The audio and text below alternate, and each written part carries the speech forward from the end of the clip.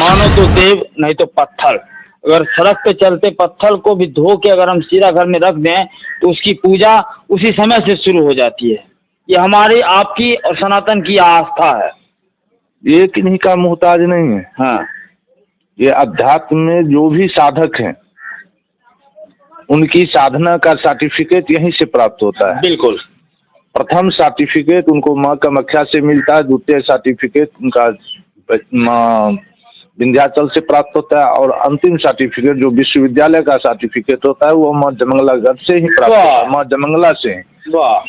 जो भी कोई साधक संत साधु हैं उनकी सफलता का अगर मुख है वह माँ जयमंगला है। जब तक माँ जयमंगला के स्थान में आकर के उनकी साधना पूर्ण नहीं होती है तो वह साधक अधूरे रह जाते हैं। मतलब कोई भी साधक कहीं भी गए अगर माता जयमंगला का मुहर नहीं लगा हुआ सर्टिफिकेट वैलिड नहीं हो। नहीं, वो वैलिड नहीं, वो वैलिड नहीं होगा।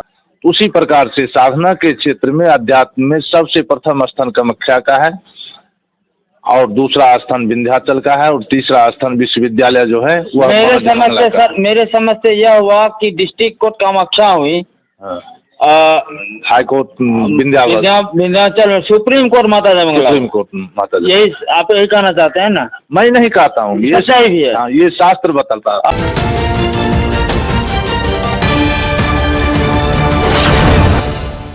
नमस्कार, आप देख रहे हैं बेगूसराय न्यूज प्लेटफॉर्म और मैं हूं आपके साथ खुशी। आइए रुक करते हैं आज की बड़ी खबर की ओर। नमस्कार, मैं दिवाकर कुमार बेगूसराय न्यूज प्लेटफॉर्म के मंच पे आपको दर्शक का अभिनंदन और स्वागत करता हूं। दोस्तों, मैं अभी हूँ माता जयमंगला के प्रांगण में। ऐसा एक 2-3 दिन पहले मैंने एक न्यूज चलाया था जिसमें यह जानकारी मुझे प्राप्त हुई थी कि माता जयमंगला के प्रांगण में बने हनुमान मंदिर के सामने के बगल में जलेवार के 12 गांव से रामनवमी के दिन ध्वजारोहण किया जाता है। उसी संबंध में यहाँ पे कुछ ग्रामीण बैठे हुए हैं और मैं उनसे बात करूंगा। आइए मैं आपको मिलवाता हूँ।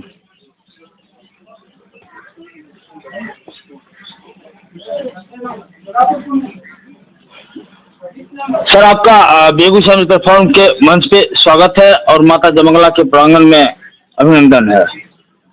कि मैं आपका और आपके चैनल के माध्यम से देखने वाले सुनने वाले श्रोता को भी नमन करता हूं इस जयमंगला की धरती से, जहां हम लोग वर्षों से जलेवारी बस गोत्र का ध्वजारोहण कार्यक्रम करते आ रहे हैं। जी, मेरा नाम स्वामी ज्ञानानंद त्यागी। आपका सर घर कहाँ पे है?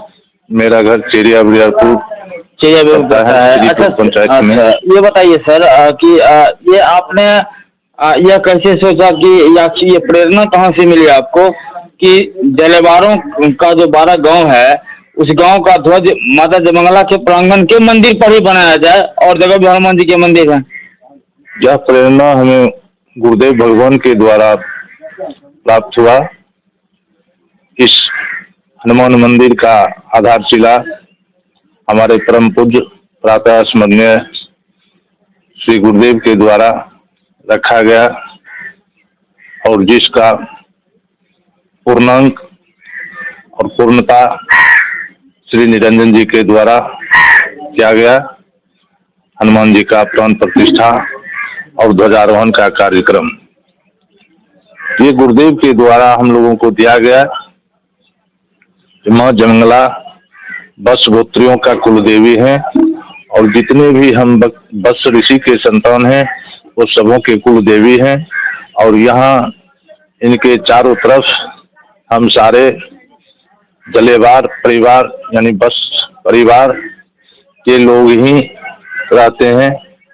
इसलिए उनके द्वारा यहाँ लगभग 22 गांव का ध्वजारोहण होता है प्रत्येक वर्ष।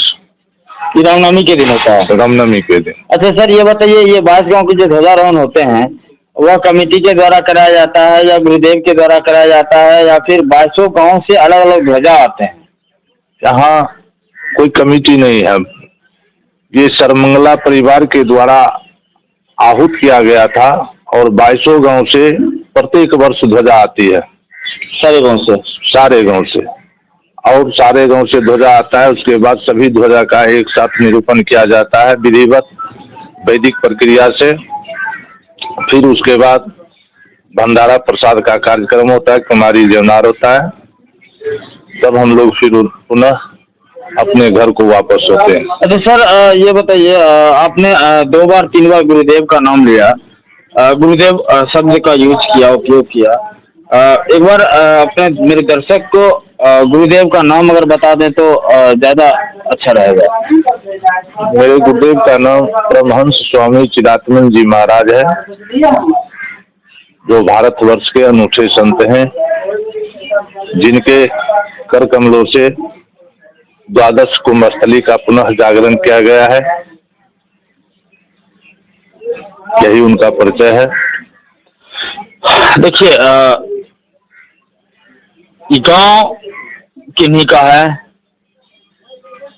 यहाँ पे रहते कोई और हैं, लेकिन फिर वही बात हो गई कि भगवान सबके हैं, भगवान किसी एक के नहीं है।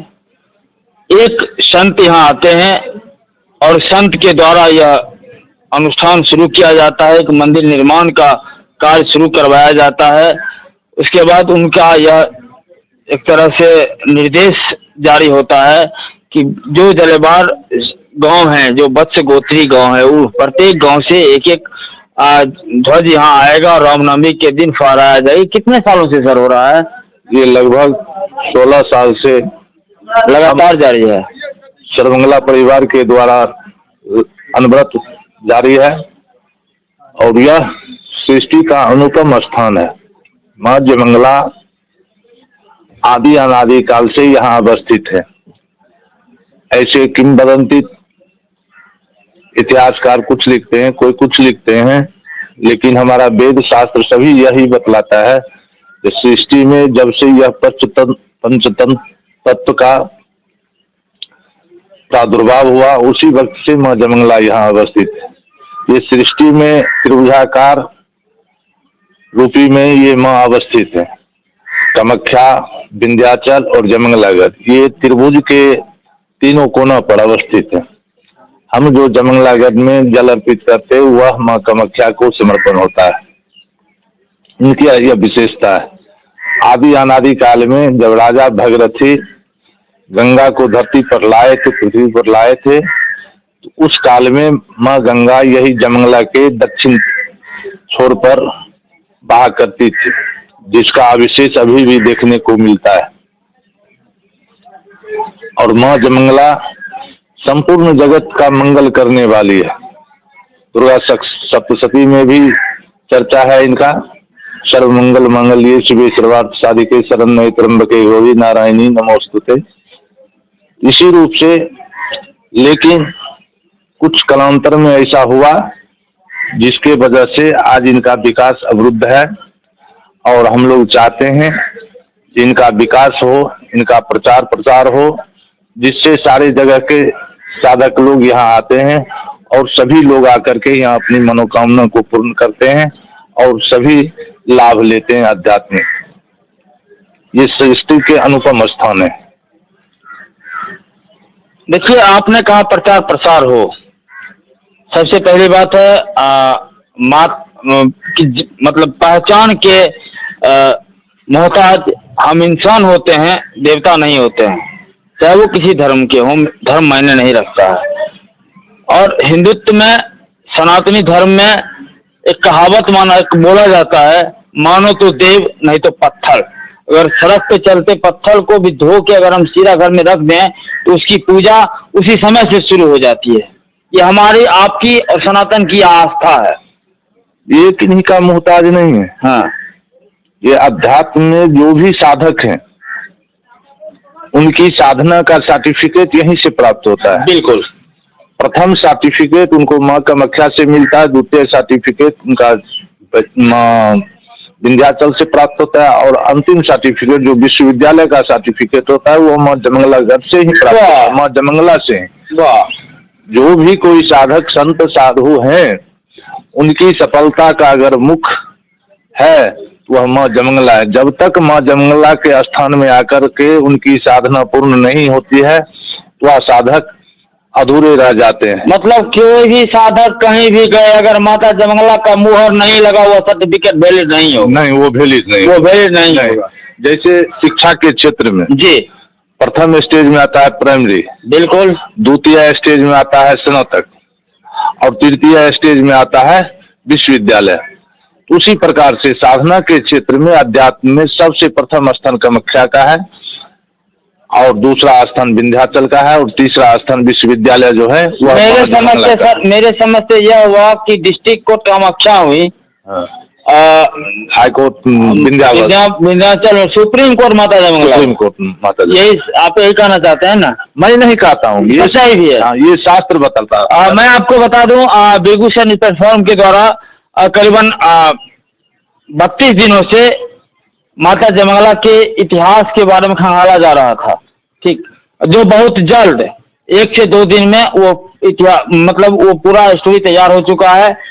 इनके चूंकि जहां तक मिला, किसी शास्त्रों में जहां तक जानकारी मिली, बुर्वेदा लोगों से पूछा, जवान लोगों से पूछा, जो जानकारी मिली वह बेगूसराय न्यूज प्लेटफॉर्म बहुत जल्द प्रदर्शित करेगा। माता जमंगला कहाँ है, क्या है, इनकी क्या छवि है, इनके बारे में। और एक अंतिम सवाल सर आपसे यह है कि जलेवार संघ या जलेवार के जो वासी हैं या वत्स गोत्री हैं, उनके लिए क्या कुछ कहना चाहते हैं आप? मैं सबको साधुवाद देना चाहता हूँ, जितने भी वस्त गोत्री के परिवार हैं उन सबों को और जलेवार के संघ के सबों को, क्योंकि सभी अपना योगदान इस कार्यक्रम में देते हैं। जलेवार संघ के बरगमा समिति के अध्यक्ष भी उपस्थित होते हैं और सारे गांव से जितने भी भक्तजन हैं सभी आते हैं और सभी इस कार्यक्रम में अपना भाग लेते हैं। अब तो 6 तारीख को रामनवमी का कार्यक्रम है, उसमें भी हम आपको। यह कार्यक्रम कब होगी? 6 तारीख को। 6 तारीख को दिन रविवार। अच्छा, इस रविवार के दिन जब कार्यक्रम होगी, जब ध्वजारोहण होगा, तो उसमें गुरुदेव भी आएंगे? आते हैं, प्रत्येक वर्ष आते हैं। अच्छा, हो सकता है किंवदंती समय क्या करता है नहीं करता है, किसी कारणवश नहीं आता, प्रत्येक वर्ष आते हैं, लेकिन प्रत्येक वर्ष आते हैं। वो जब तक यहाँ रहेंगे वह इस जमंगला मैया का पुत्र है। साधना में सबसे पराकाष्ठा पर पहुंचने के लिए वो माँ जमंगला का ही प्रथम स्थान चयनित किए थे। अपने गांव से आकर के माँ जमंगला के यहाँ से वो अपना साधना शक्ति को प्राप्त करते हुए और भारतवर्ष में अपने परिवार को संचित करते हुए वो अभी सिमरिया धाम में अवस्थित है।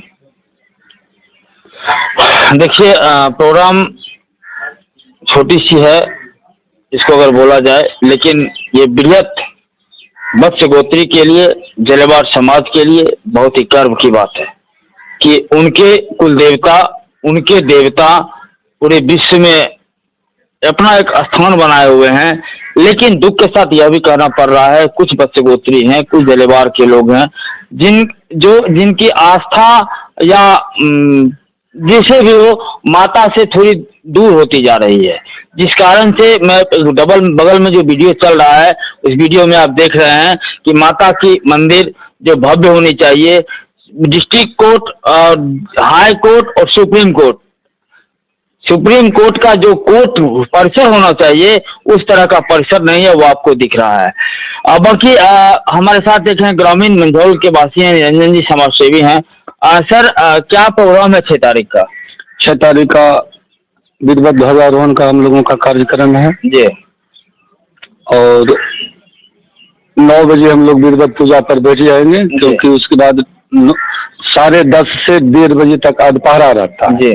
और जो 50-51 जो कुमारिका जगदम्बा स्वरूप आते हैं, तो 2:30-3 बज जाने के बाद बहुत मैंने थोड़ा दिक्कत हो जाता है, इसलिए सोचे हैं जो 10:30 बजे तक ही ध्वजारोहण हम कर लें जी, ताकि फिर कुमार का भोजन करने में सहूलियत हो। अच्छा, ये सर बताइए कि 22 गांव से या जहाँ से भी जलेवार वत्स गोत्री हैं वहाँ से आता है ध्वज, अगल बगल के 2-3 गांव का नाम अगर हम आपसे पूछें तो इसको अदरवाइज नहीं लेना है।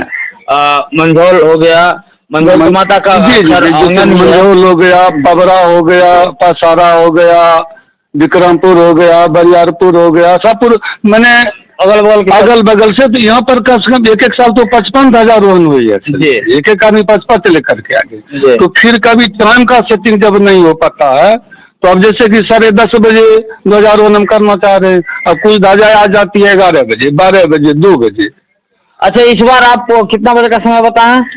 मैंने 10:30 बजे 10:30 से बजे। पहले, 10:30 बजे से पहले पूजा पे। मैं आप तमाम श्रोतागण से वत्स गोत्री से करबद्ध निवेदन करना चाहता हूं कि जिनके पास यह वीडियो पहुंच रही है, जो भी इस वीडियो को देख रहे हैं, वो अपनी ध्वजा को माता प्रांगण में 9 से 9:30 बजे तक में लेके उपस्थित हो जाए, जिससे आपके आने से ससमय ध्वजारोहण हो सके। जी जी, बिल्कुल बिल्कुल बिल्कुल। बाकी मैं मिलूंगा फिर 6 तारीख को इसी प्रांगण में इसी टॉपिक को लेके। तब तक के लिए नमस्कार, जय हिंद, जय भारत, जय माता दी। खबरों में अब तक के लिए बस इतना ही। फिर होगी आपसे मुलाकात ऐसी ही एक और बड़ी खबर के साथ। तब तक के लिए नमस्कार और देखते रहिए बेगूसराय न्यूज प्लेटफॉर्म।